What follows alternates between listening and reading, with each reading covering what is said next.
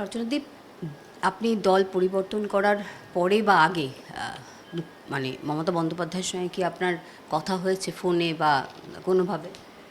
না গো, কথা খুব একটা হয়নি আমার দিদির সাথে, কারণ আমি তোমাকে সত্যি কথা বলছি, এর আগে যখন আমার অনেক সমস্যা হচ্ছিল চুঁচুড়ার বুকে বিধায়ককে নিয়ে এবং কল্যাণ ব্যানার্জির ইন্টারফেয়ারেন্স নিয়ে, আমি বারবার বলেছিলাম কল্যাণ ব্যানার্জি যদি চুঁচুড়াতে ঢোকে আর এই বিধায়ক এক্স বিধায়ক উনি যদি থাকেন, চুঁচুড়া কিন্তু আপনার হাত থেকে বেরিয়ে যাবে।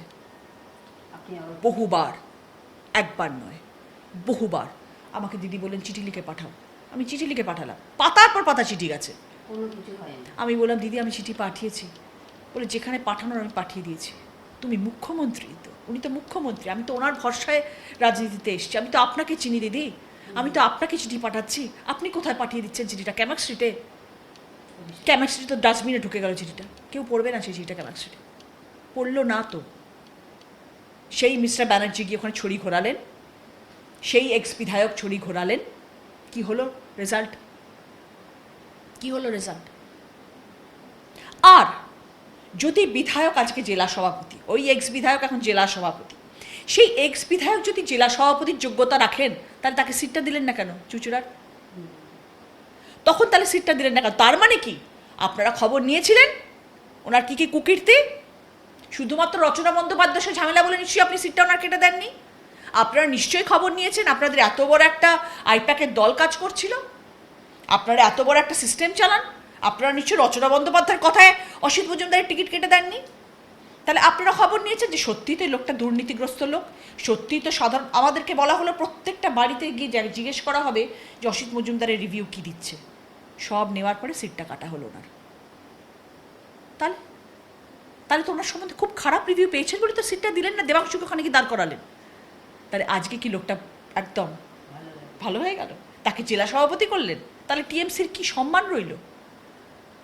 তৃণমূল কংগ্রেস পার্টি এত বড় বড় কথা বলে চিৎকার করছে, সব 8জন সাংসদ, এত বড় পার্টি, এত বড় সব, তাদের সব কিছু তারা ফিরে they will come back in a big way, very good, all the best to you all guys.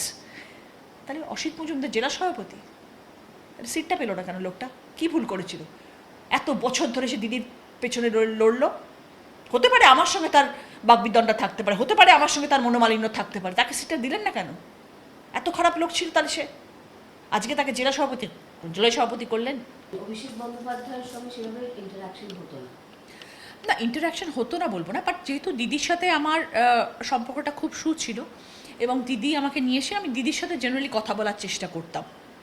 যখন এমন কিছু সমস্যা হতো যেটা দিদি আমাকে বলতেন যে তুমি অভিষেককে বলো, শেষের দিকে প্রায় লাস্ট একটা বছর দিদি সবসময় যাই দিদিকে ফোন করতাম তুমি অভিষেককে বলো, দিদি শুনতে চাইতেন না গো, সত্যি দিদি শুনতে চাইতেন না। আজকে আমি দল ছেড়ে চলে গেছি বলে আমি কিন্তু বলছি না এই কথাটা, দিদি আমার কোনো কথা শোনেননি, দিদি অভিষেককে বলে দাও, চিঠি লিখে পাঠাও, চিঠি লিখলাম, অভিষেককে পাঠিয়ে দিচ্ছে চিঠি, কোনো অ্যাকশন তো নেওয়া হচ্ছে না।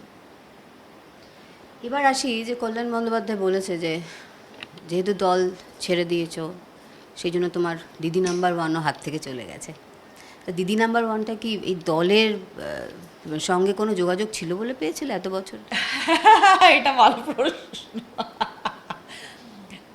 আমার ছেলের যখন 3 বছর বয়স তখন থেকে দিদি নাম্বার ওয়ান করছি, তো আমার কাছে দিদি নাম্বার ওয়ান সন্তান সমূহ, কারণ আমার ছেলেকেও আমি বড় করেছি, তার সাথে দিদি নাম্বার ওয়ানকেও বড় করেছি। মানে এরকমও দিন গেছে যে ছেলেকে সময় দিতে হবে বলে এবং দিদি নাম্বার ওয়ানকে হয়রানিতে ফেলবো না বলে মেট্রো রেল করে রাত্রেবেলা বাড়ি ফিরেছি। রাজারহাটের ওই সাইডে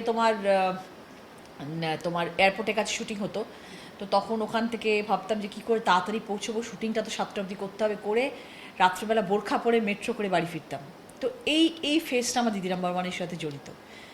তো ন্যাচারালি তার সাথে রাজনীতির আমার মনে হয় না কোনো যোগসাযোগ আছে, অ্যাটলিস্ট আমার মনে হয় না।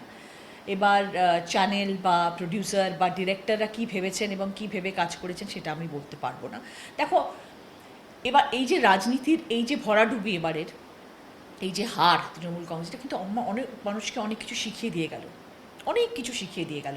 এক তো শেখালো যে অনেক তোমাকে ভদ্র সভ্যভাবে সামনে আসতে হবে, মানুষের সামনে আসতে হবে, দম্ভ থাকা চলবে না, নিজের ভাষার প্রতি, নিজের শব্দের প্রতি তোমাকে কন্ট্রোল রাখতে হবে, এই অনেক কিছু শিখিয়েছে। আরও একটা জিনিস বড় শেখালো যে কোনোটাই চিরস্থায়ী নয়, একটা আসবে একটা চলে যাবে। দিদির এত বড় একটা লড়াইয়ের এইরমভাবে তাসের ঘরের মতো ভেঙে পড়াটা কিন্তু খুব দুঃখজনক, নিশ্চয়ই দুঃখজনক। এটা একটা আমার যতটা না খারাপ লাগছে, যারা ধরো এতদিন ধরে দলে রয়েছেন তাদের কতটা খারাপ লাগতে পারে। It is a failure.